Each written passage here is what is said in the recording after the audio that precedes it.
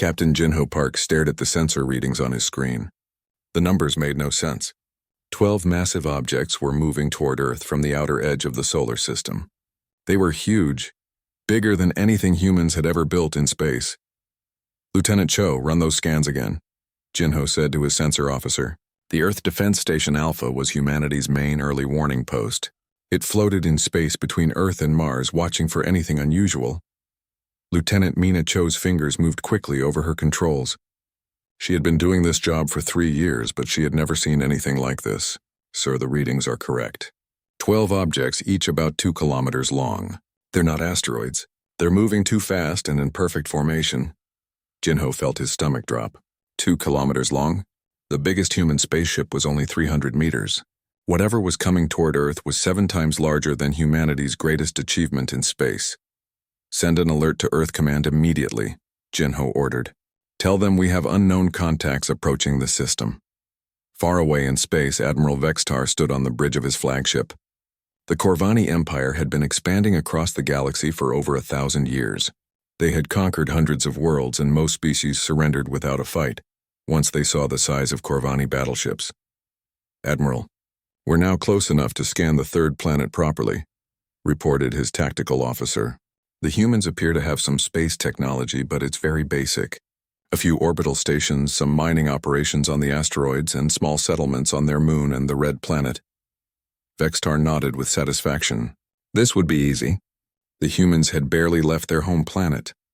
Their ships were tiny, and their weapons seemed to be simple chemical rockets. "Any defensive systems?" "None that we can detect, sir. No energy shields, no particle weapons, no faster-than-light drives. They appear to be at least 500 years behind our technology level."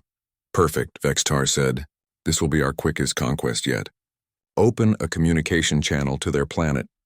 On Earth, Defense Minister Bo Kim sat in an emergency meeting with the planet's leaders. The alien message had arrived 3 hours ago. It was simple and direct. Surrender completely or be destroyed. The aliens gave humanity 72 hours to decide. "What do we know about their capabilities?" asked President Yuna Kang. Dr. Hana Lee, the head of Earth's Xenological Studies Department, pulled up images on the main screen. "These ships are enormous. Our computers estimate they could carry weapons capable of destroying entire cities with single shots. Their technology appears to be far beyond ours." Commander Wu Xin watched the alien fleet through the viewports of his orbital defense platform. Terragard was supposed to protect Earth, but his handful of patrol ships looked like toys compared to the massive alien vessels. Each alien ship could probably destroy his entire fleet without taking damage. "Sir, we're receiving reports from all our outer stations," said his communications officer. "Every human installation in the system is being scanned by the aliens. They're mapping everything we have." Wu nodded grimly. The aliens were being thorough. They wanted to know exactly what humanity could throw at them before they attacked. It was smart strategy, and it showed they had done this many times before. Admiral Vextar studied the tactical reports. The humans had about 50 small spacecraft scattered throughout their system. Most appeared to be cargo ships, mining vessels, and research stations. Their military seemed to consist of maybe a dozen patrol boats that couldn't threaten a Corvani shuttle. "Their largest warship is smaller than our landing craft," his tactical officer reported. "Admiral, I don't think they can even damage our hulls with their weapons." "Any sign of hidden defenses? Underground bunkers? Cloaked ships?" "Nothing, sir. Our scans show basic metal and concrete structures on their planet. No energy signatures that would indicate advanced weapons or shields. If they have any secrets, they're very well hidden." Vextar was pleased but also slightly disappointed. He had hoped for at least some challenge. The Corvani loved a good fight, but this would be like stepping on insects. "Very well. Begin standard conquest protocol. Send them our terms and prepare for bombardment if they refuse." President Yuna Kang addressed the world from the Global Defense Council chambers. Billions of people watched as she spoke calmly about humanity's first contact with an alien species. She did not mention how outmatched they appeared to be. "The alien empire has given us 3 days to consider their demands," she said. "We are exploring all options for the safety and survival of our species. I want to assure everyone that our best minds are working on this situation." In his private office after the broadcast, Bo Kim met with his top military advisors. "Options?" he asked simply. We could try to evacuate as many people as possible to the outer colonies, suggested one general. Mars and Luna could hide a few million people. And then what? Bo Kim asked. These aliens have faster than light travel. They could hunt down every human in the galaxy if they wanted to. Commander Wu Xin received new orders from Earth Command. All human spacecraft were to maintain their current positions and continue normal operations. Do not take any aggressive actions. Do not power up weapon systems. Act as if nothing had changed. It seemed like a strange order. The aliens could attack at any moment. But Earth wanted everyone to keep working as if it was just another normal day in space. Wu followed his orders, but he wondered what the leadership was thinking. Captain Hyun Lee sat in the pilot's chair of his merchant vessel, Peaceful Trader.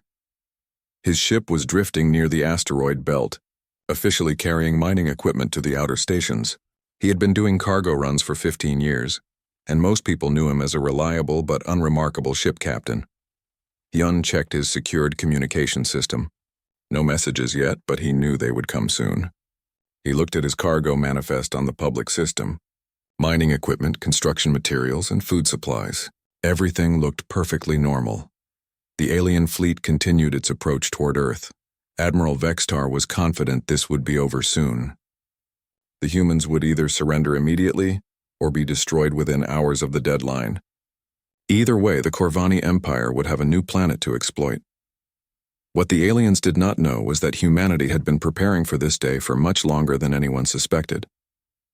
The quiet planet with its primitive technology was about to reveal that first impressions could be very, very wrong. The 72 hours passed quickly. President Yuna Kang stood before the world's cameras once again, but this time her message was different. She looked directly into the lens and spoke with calm authority. People of Earth, we have received the aliens' demands for surrender. After careful consideration, we reject their ultimatum. However, we are willing to negotiate terms for a peaceful resolution to this situation. Admiral Vexitar laughed when he heard the human response. These primitive creatures actually thought they could negotiate with the mighty Corvani Empire. It was almost amusing. Send them our demonstration, he ordered his weapons officer. Target their military installations, but use minimum power. We want to scare them, not destroy them completely. Yet, Lieutenant Colonel Dae-Wan watched from Luna Base as the alien ships moved into attack formation. His defense grid was the most advanced system humanity had publicly revealed, but even he knew it was no match for alien technology. The energy readings from those ships were beyond anything humans could produce. All stations prepare for incoming fire, he broadcast to every human installation in the system. This is not a drill. Enemy weapons are charging. The first wave of alien plasma bolts streaked across space toward human targets. The weapons were beautiful in their own way, streams of golden energy that could crack planets. They struck Luna Base, Earth Defense Station Alpha, and 3 orbital manufacturing platforms simultaneously, and bounced off completely. Vextar stared at his tactical display in confusion. What happened? Did our weapons malfunction? No, sir. All weapons fired correctly, replied his weapons officer. The humans have some kind of defensive system we didn't detect. Our plasma bolts hit barriers about 50 meters from their installations. Impossible. Our scans showed no shield generators. I know, sir, but the energy readings don't lie. They have shields. Deep beneath the Pacific Ocean, Dr. Yun Sato smiled as she watched the readouts from her hidden laboratory. Project Deep Shield had been humanity's most classified secret for 20 years. Quantum deflection barriers powered by zero-point energy, technology that appeared impossible to anyone who didn't understand the theoretical physics involved. All installations report shields, holding at 100%, her assistant reported. The alien weapons can't penetrate our barriers, Dr. Sato nodded. The shields were designed to be completely invisible to conventional scans. They existed in a parallel quantum state until activated, making them undetectable until someone actually tried to shoot through them. Excellent. Send confirmation to command that the defense grid is working perfectly. Admiral Vextar was no longer amused. He ordered his entire fleet to concentrate fire on Earth's largest cities. 12 massive battleships turned their weapons toward the blue planet and fired everything they had. The bombardment was spectacular. Enough energy to destroy a small moon rained down on Earth's surface. London, New York, Tokyo, Moscow, Beijing. Every major population center was targeted with weapons that could level mountains, Every shot was stopped by invisible barriers. "This is impossible," Vextar shouted. "No species develops shield technology before faster-than-light travel. It's the natural order of technological development." His science officer was frantically running scans. "Sir, I'm detecting massive energy sources all over their planet, but they don't match any known technology. The shields seem to draw power from nothing. Empty space itself." Captain Hyun Lee received the coded message he had been waiting for. 3 simple words: "Drop the mask." He smiled and entered his real authorization codes into the ship's computer. The peaceful trader began to change. Hidden panels slid open, revealing weapon systems that had been concealed for years. The cargo bay doors dropped away, showing fighter craft instead of mining equipment. The ship's hull shifted as military armor plating emerged from underneath the civilian exterior. All across the solar system, the same transformation was happening. Mining ships became destroyers. Research stations revealed massive weapons arrays. Cargo haulers turned into military carriers. Humanity's entire civilian space fleet was shedding its disguise. Dr. Sun Ji watched from Titan Research Station as energy signatures blazed to life throughout the system. Every civilian installation suddenly showed military-grade power systems and weapons. The asteroid belt, which had seemed empty except for a few mining operations, was now filled with armed spacecraft. "Command, this is Titan Station. All hidden assets are now active and awaiting orders," she reported. Her own station had dropped its research facility disguise to reveal one of humanity's most powerful weapons platforms. Admiral Vextar's tactical officer was panicking. "Sir, I'm reading over 200 armed vessels where there were only 50 civilian ships before. Their power signatures they're enormous. Some of these ships are almost as large as our cruisers. Where did they come from? How did we miss them?" "I don't know, sir. They were there all along, but our scans read them as cargo ships and mining platforms. Either our sensors are completely broken or the humans have been lying to us from the beginning," Vextar finished. He was starting to understand that this was not going to be the easy conquest he had expected. Captain Seok Han stood on the bridge of his ship, which until 5 minutes ago had been known as the Cargo Runner. Now its real name appeared on displays throughout the vessel. HMS Terra's Hammer, one of humanity's newest and most powerful battleships. "All stations report ready for combat," his tactical officer announced. "Weapons are charged, shields are up, and we have targeting solutions on 6 enemy vessels." Seok nodded. He had been pretending to be a cargo captain for 3 years, but his real rank was Navy captain, and he had graduated top of his class from the academy. Every civilian in the human space fleet was actually a highly trained military officer. "Signal the fleet," he ordered. "It's time to show these aliens what humanity can really do." The Corvani Empire had conquered hundreds of worlds by following a simple strategy. Arrive with overwhelming force, demonstrate superior technology, and watch the enemy surrender out of fear. But now they faced something they had never encountered before, an enemy that had been expecting them. Admiral Vextar realized that everything he thought he knew about humans was wrong. Their primitive technology was actually advanced stealth systems. Their defenseless planet was protected by shields his empire couldn't break. Their tiny space fleet was actually a hidden armada that had been disguised as civilian vessels. "Sir, the humans are hailing us," his communications officer reported. "Put them through." The image that appeared on his screen was not what he expected. Instead of a frightened primitive begging for mercy, he saw a calm, confident human in military uniform. "I am Admiral Jin Ryu of the Earth Defense Forces," the human said. "Your attack on our installations and cities is an act of war. We are prepared to negotiate your surrender." Vextar almost laughed again, but something in the human's eyes stopped him. This was not the behavior of someone who was outmatched and desperate. This was someone who believed they could win. For the first time in his long military career, Admiral Vextar began to worry that he might have made a terrible mistake. Admiral Vextar agreed to meet with the human leadership. It was standard Corvani procedure when facing unexpected resistance. Negotiate from a position of strength, learn the enemy's capabilities, then crush them completely. The meeting took place aboard his flagship, the massive dreadnought Star Crusher. Admiral Jin Ryu arrived with a small diplomatic team, seemingly nervous but trying to hide it. Vextar was pleased. The humans were still afraid despite their surprising defenses. "I am Admiral Vextar of the Corvani Empire," he announced. Your shields are impressive, but they cannot protect you forever. We have weapons you haven't seen yet. Admiral Ryu nodded respectfully. We understand your empire's power. Perhaps we can find terms that benefit both our peoples. What Vextar didn't know was that Admiral Ryu was actually Commander Ryu, a mid-level officer chosen specifically for this meeting. The real human leadership was hidden deep underground, coordinating humanity's true response to the invasion. 5 kilometers beneath the mountains of Colorado, Fleet Admiral Na Park watched the negotiations on her command screens. She was the real leader of humanity's space forces, and she had been planning for this day for over 20 years. How long until all assets are in position? She asked her operations officer. 15 minutes, Admiral. The outer perimeter ships are still moving into final attack positions. Admiral Park nodded. The negotiations were just a distraction, buying time for humanity's hidden fleet to surround the alien ships. Every minute Ryu kept them talking was another minute for human forces to prepare. Engineer Young Kim received his activation codes aboard. Mining Platform 7. He had been working on asteroid processing for 2 years, but that had always been a cover story. He entered the unlock sequence and the platform began its transformation.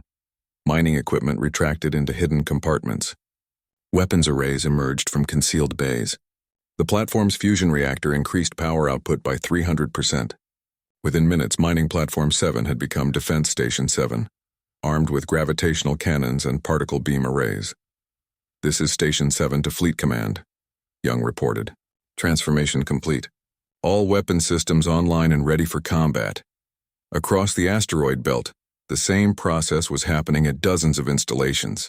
What the aliens had seen as a small mining operation was actually humanity's outer defense network, disguised and waiting.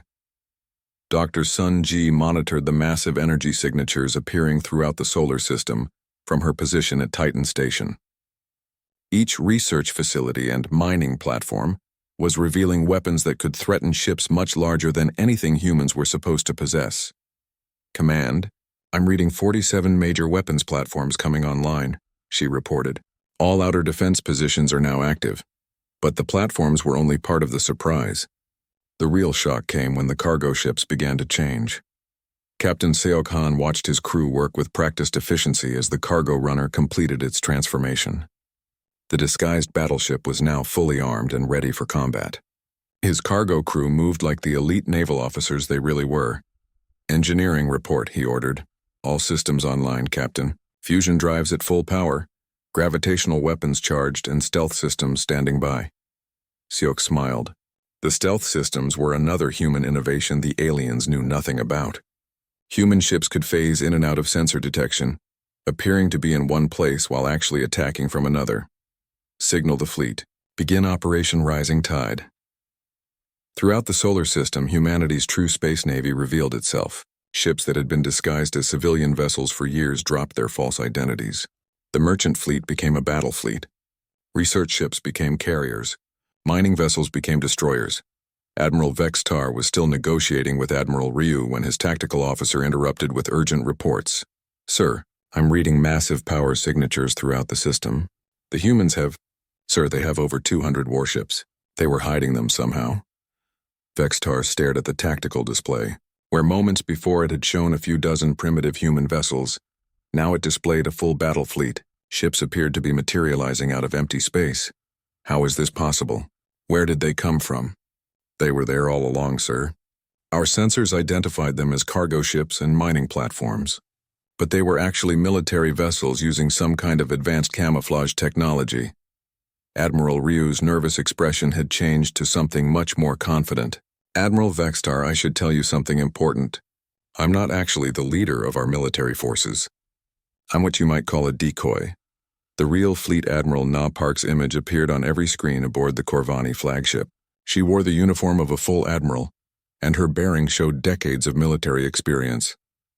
I am Fleet Admiral Na Park, true commander of the Earth Defense Forces, she announced. Your ships are now surrounded by my fleet. I suggest you reconsider your position. Vextar looked at his tactical display again. The human ships had moved during the negotiations, forming a perfect sphere around his fleet. They had been maneuvered into the center of a trap. This is impossible, he said. No species can hide an entire fleet. Our sensors are the most advanced in the galaxy. Your sensors work perfectly, Admiral Park replied. They told you exactly what we wanted them to see. We've been monitoring your communications for over 50 years. We know how your technology works, how your sensors function, and how your empire operates.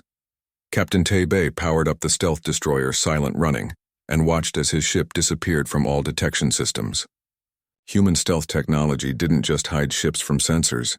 It made them completely invisible to any form of detection the aliens possessed. This is Silent Running to Fleet Command. Stealth systems are active. We are invisible and in position for attack. Throughout the solar system, dozens of stealth ships took up positions around the alien fleet. The humans had spent decades developing technology specifically designed to fight enemies with superior conventional weapons. Dr. Mina Sewell coordinated the technical warfare from her mobile command center. Human computer viruses began infiltrating Corvani systems, designed by programmers who had been studying alien technology for generations. Command: I'm detecting widespread system failures aboard the enemy ships, she reported. Their navigation computers are malfunctioning, and their weapons targeting systems are going offline. The humans had learned to think like aliens by intercepting and analyzing their communications for decades. Every piece of Corvani technology had been studied and understood. Every weakness identified and exploited. Admiral Vextar watched in horror as his ship's systems began failing one by one.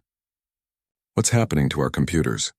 We're being attacked by some kind of digital weapon, sir. The humans have introduced viruses into our networks that our security systems can't detect or stop. On the bridge of his disguised battleship, Captain Seok Han received the order he had been waiting for. All ships, this is Fleet Command. Operation Rising Tide is now active.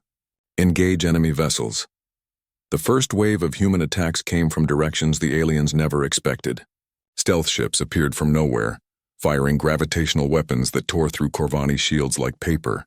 The hidden defense platforms opened fire with particle beams that could crack Starship. Hull's Admiral Vextar realized that his mighty empire had been completely outmaneuvered by a species they had dismissed as primitive.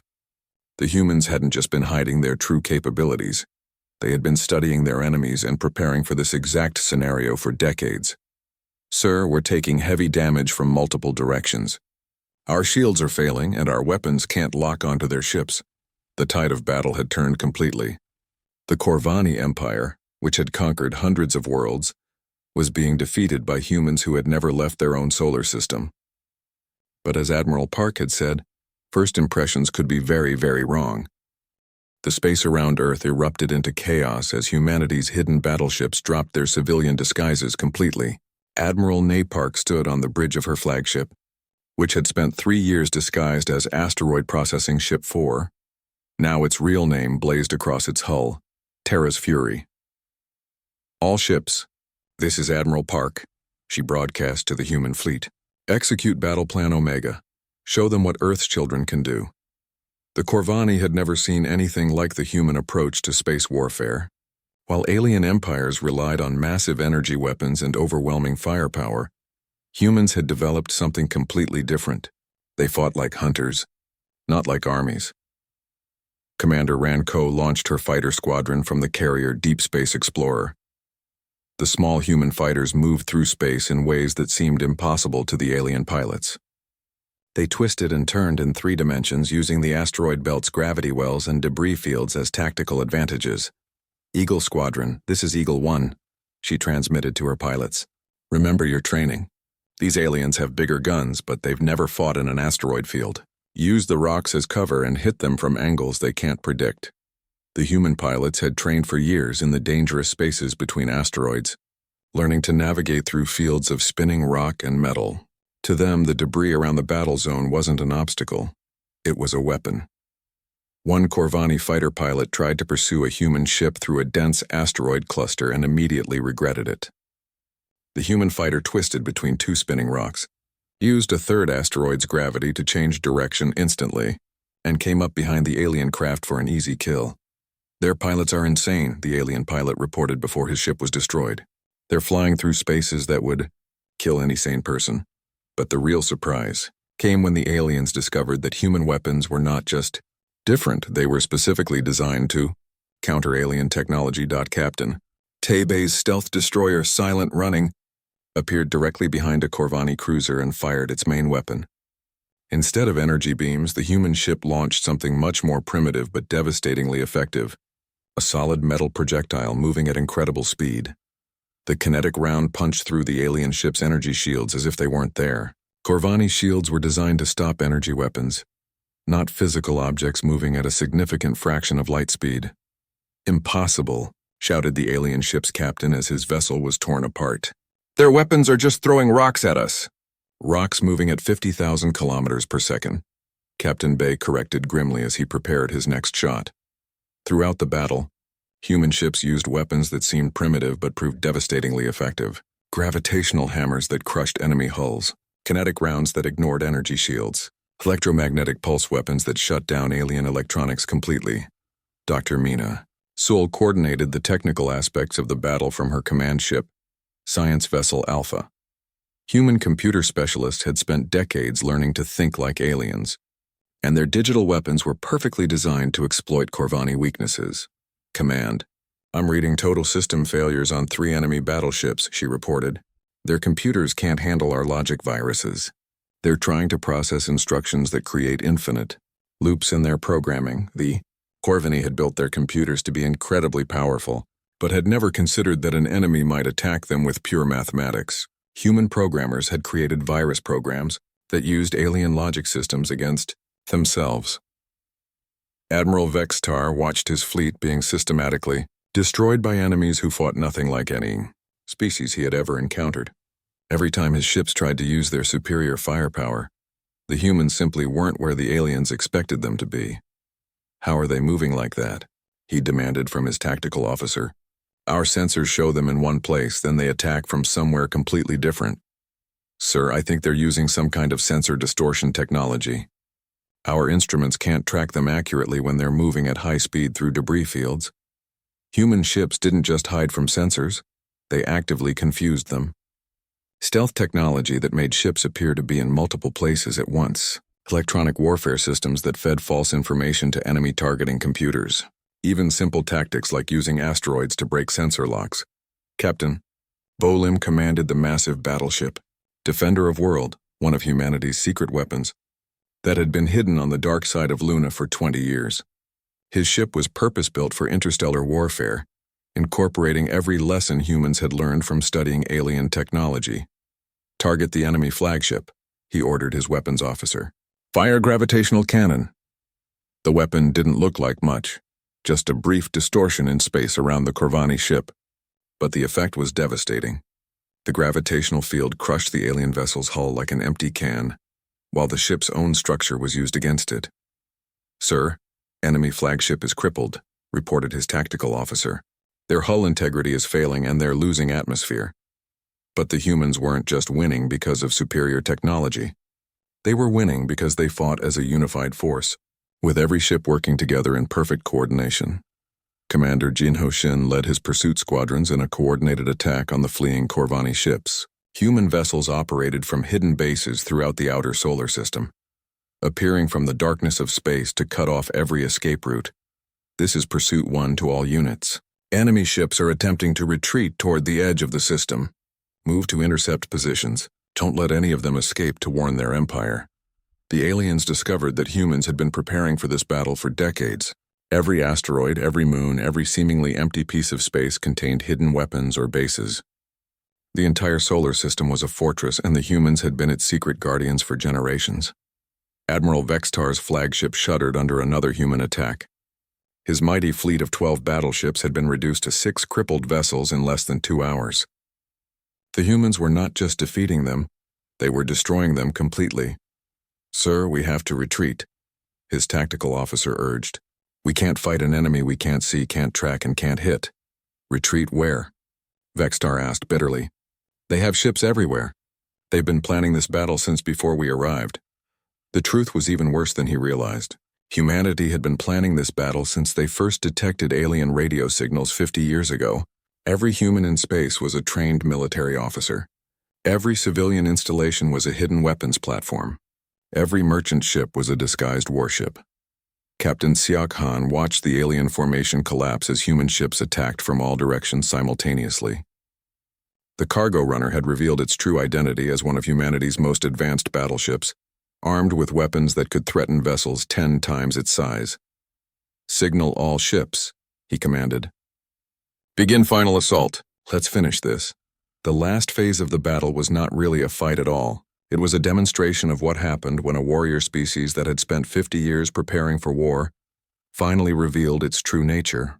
The Corvani Empire had conquered hundreds of worlds, but they had never faced an enemy that had been watching them, studying them, and planning their defeat for half a century. Admiral Vexitar realized that his empire had made a fundamental error. They had assumed that a species without faster-than-light travel couldn't be a threat. They had believed that primitive technology meant primitive thinking. They had thought that a quiet planet meant a defenseless planet. They had been wrong about everything. As his flagship systems failed around him and human ships closed in for the final attack, Vextar understood that the Corvani Empire had not just lost a battle. They had encountered something far more dangerous than another conquest target. They had found humanity. The battle was ending, but humanity's final surprise was yet to come. Hidden shipyards on the dark side of Luna began launching fresh reinforcements, ships that weren't disguised civilian craft, but purpose-built warships that represented 50 years of secret military development. Captain Bo Lim watched from the bridge of Defender of Worlds as dozens of new ships emerged from concealed bases. These vessels were humanity's true military fleet, built in secret and hidden from any possible alien surveillance. "This is Luna Command to all vessels," came the transmission. "Reserve Fleet Alpha is now launching. 60 ships departing hidden shipyards and moving to support the main battle group." Admiral Vextar stared at his tactical display in complete disbelief. Just when he thought the humans couldn't possibly have any more surprises, an entire second fleet appeared from nowhere. These ships were even larger than the disguised vessels, and their energy signatures were off the charts. "Where were they hiding all of this?" he whispered. The answer was simple but devastating. Humanity had been building its true military for decades, using mining operations as cover for shipyard construction, research stations as weapons development centers, and civilian contractors who were actually military engineers. The entire human space program had been a military operation disguised as peaceful exploration. Commander Jinho Shin's pursuit squadrons had surrounded the remaining Corvani ships completely. Hidden bases throughout the outer solar system revealed themselves, launching fighters and support craft. Every moon, every large asteroid, every seemingly empty piece of space contained weapons that were now pointing at the alien fleet. "This is pursuit command to alien vessels," Jinho broadcast. "You are completely surrounded. Surrender immediately or be destroyed."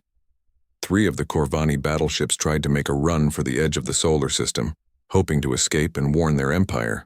They discovered that humanity had been planning for this possibility too. Captain Mina Lee commanded the hidden defense station, Deep Space Guardian, built inside a hollowed-out asteroid 50 years ago. Her station's weapons had been waiting for this moment for decades. "Target the fleeing enemy ships," she ordered. "Fire long-range gravitational cannons." The weapons reached across millions of kilometers of space to crush the fleeing alien vessels. The Corvani ships found themselves trapped in gravitational fields that tore their hulls apart. While their engines failed and their life support systems collapsed, Admiral Vextar realized that escape was impossible. The humans had turned their entire solar system into a trap, and his mighty fleet had walked right into it. His 12 battleships had been reduced to 3 crippled vessels, and even those were barely functional. "Sir, incoming transmission from the human fleet commander," his communications officer reported. Admiral Na Park's image appeared on his screen. Behind her, he could see the bridge of a ship that was clearly designed for war. Everything about it spoke of careful planning, advanced technology, and military precision. "Admiral Vextar," she said calmly, "your fleet is defeated, your ships are crippled, and your crews are dying. I'm offering you one chance to surrender." Vextar looked around his ruined bridge. Half his crew was dead, his ship's systems were failing, and human vessels surrounded him on all sides. But his pride as a Corvani warrior wouldn't let him give up easily. "The Corvani Empire does not surrender to primitive species," he replied. Admiral Park's expression didn't change. "Primitive. Admiral, let me explain something to you. We detected your Empire's radio transmissions over 50 years ago. We've been listening to your communications, studying your technology, and preparing for your arrival ever since." She gestured to something off-screen, and new information appeared on Vextar's tactical display. Star charts showing human ships already traveling to other star systems, plans for colonies beyond the solar system, weapons that could threaten entire planets. "You think we're primitive because we haven't conquered other worlds," Admiral Park continued. "The truth is, we've been too busy preparing to defend ourselves from empires like yours. But now that we've proven we can protect our home, it's time for humanity to take our place among the stars." Dr. Hanako stepped forward on the human admiral's bridge. She had been the architect of humanity's first contact protocols, the woman who had planned this entire scenario decades in advance. "Admiral Vextar, your empire has made a crucial error," she said. "You assumed that a species without faster-than-light travel couldn't be a threat. You were wrong. We may not have left our solar system yet, but we've spent 50 years turning it into the most heavily defended fortress in the galaxy." The scope of human preparation was staggering. Every asteroid had been mapped and many had been converted into weapons platforms. Every planet and moon had hidden military bases. Even Earth's seemingly peaceful cities contained underground bunkers filled with weapons and equipment. "We know about your empire's expansion patterns," Dr. Ko continued. "We know which species you've conquered and how you did it. We've studied every battle you've fought for the past century. You see, Admiral, we've been preparing for this war longer than most of your officers have been alive." Captain Hyun Lee, commanding the battleship that had once been called Peaceful Trader, received final orders from Fleet Command. His ship, along with dozens of others, began moving toward the edge of the solar system. But they weren't pursuing fleeing enemies. They were beginning humanity's expansion into the galaxy. "This is Explorer Group 1 to Fleet Command," he reported. "We are departing for the Alpha Centauri system as ordered. Estimated arrival time, 6 months." Admiral Vextar stared at the tactical display showing human ships leaving the solar system. You have faster-than-light travel?" "We've had it for 20 years, Admiral Park replied. "We just never used it. Why leave home when we knew enemies were coming? We waited for you to find us exactly as we planned." The final revelation was the most crushing of all. Humanity had possessed interstellar travel for decades, but had chosen to stay home and prepare for war.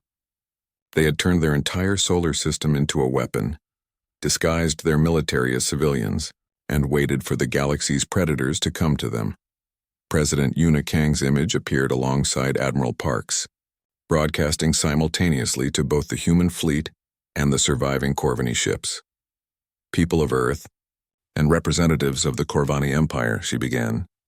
"Today marks the end of humanity's isolation and the beginning of our expansion into the galaxy. We offer the Corvani survivors the chance to carry a message to their empire and to all other species who might consider Earth a target." She paused, letting her words sink in before continuing.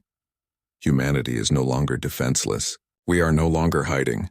Any species that threatens Earth or human colonies will face the same fate as this invasion fleet. We do not seek conquest, but we will defend ourselves with overwhelming force." Admiral Vextar's flagship was dying around him, but he managed to activate his emergency transmitter. His message would reach the Corvani Empire in several months, warning them that humanity was far more dangerous than anyone had imagined. "This is Admiral Vextar to Corvani High Command," he transmitted. "The human species is not primitive. Repeat, they are not primitive. Do not attempt conquest of their system. They have been preparing for war for decades, and they have weapons and tactics we cannot counter." As his ship's systems finally failed completely, Vextar understood that his empire had encountered something unprecedented in their 1,000 years of expansion. They had found a species that was smarter than they were, better prepared than they were, and more dangerous than they had ever imagined possible. The battle for Earth was over, but humanity's expansion into the galaxy was just beginning. Ships carrying the human flag departed for distant star systems, spreading the message that Earth's children were no longer bound to their home world. And throughout the galaxy, other empires would soon learn what the Corvani had discovered too late. Sometimes the quiet planet in the backwater system is exactly where you'll find your greatest enemy. Humanity had waited 50 years for this moment. Now it was time to show the galaxy what Earth's children could accomplish. when they stopped hiding and started fighting.